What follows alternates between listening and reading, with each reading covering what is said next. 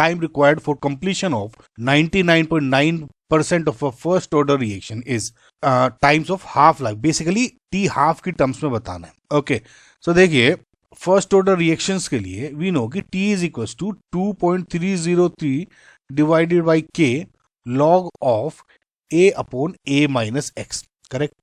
Now A क्या होता है यहाँ पे, इज इनिशियल कंसंट्रेशन.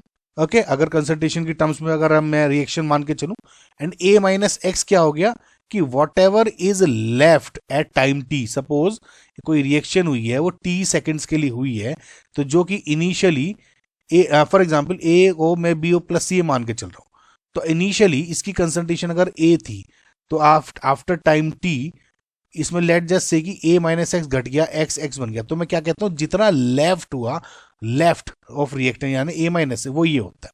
ओके, अगर जिसमें आपको थोड़ा बहुत कंफ्यूजन होता हो तो. अब इस केस में बस आपको क्या रखना है, टी हाफ की वैल्यू दी हुई है 3.99 की निकालनी है.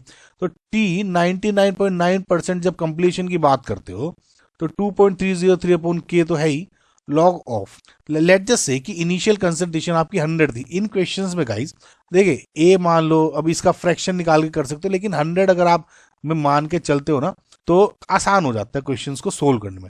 देखिए इनिशियल अगर मैं 100 मान लूँ, 99.9% कंप्लीशन हो गई, यानी 99.9% ऑफ 100 कितना हो जाता है, 99.9. तो इससे आपको आसानी पड़ जाती है. ओके, सो मैं लेट जस्ट से कि इनिशियल अगर कंसंट्रेशन मेरी 100 थी, तो बचा कितना, 100 तो इनिशियल थी, एक्स यानी कितना घट गया, 99.9. ओके, सिमिलरली टी हाफ क्या है, टी हाफ को 50% लिख लो चाहे, या टी हाफ एक ही बात है. तो 2.03 अपॉन के, देखिए इसको वैसे भी कर सकते हो लेकिन आसान है ये ना. तो log of 100 initial divide by 50. Okay guys, यानी डिवाइड बाय 50 कैसे आ गया, 100 माइनस 50 कंप्लीट हो गया था तो 50. ओके गाइज, सो बस अब इसमें क्या है, इस दोनों रिएक्शन को डिवाइड कर दो, ये तो पूरा कैंसिल आउट हो गया.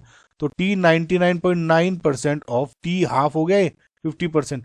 तो लॉग ऑफ 100 डिवाइडेड बाई ये हो जाएगा आपका 0.1 divide by log of 2.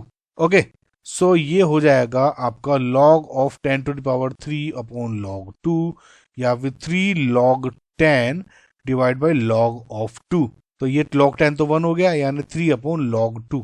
Okay, so ये हो गया T 99.9% ऑफ T हाफ. इसको इसकी टर्म्स में बताना है, यानी T 99.9 divide by T half equals to 3 upon log 2 की वैल्यू हो जाएगी 0.301. तो रफली 0.3 मान लेके चलता हूँ क्योंकि ये 3 है ऊपर. ओके, तो आ गया 10. करेक्ट. तो इसका मतलब क्या होगा, T 99.9 रिएक्शन जब हो रही है तो is equals to T 10 times of T half. So इसका मतलब जो करेक्ट आंसर है इज 10.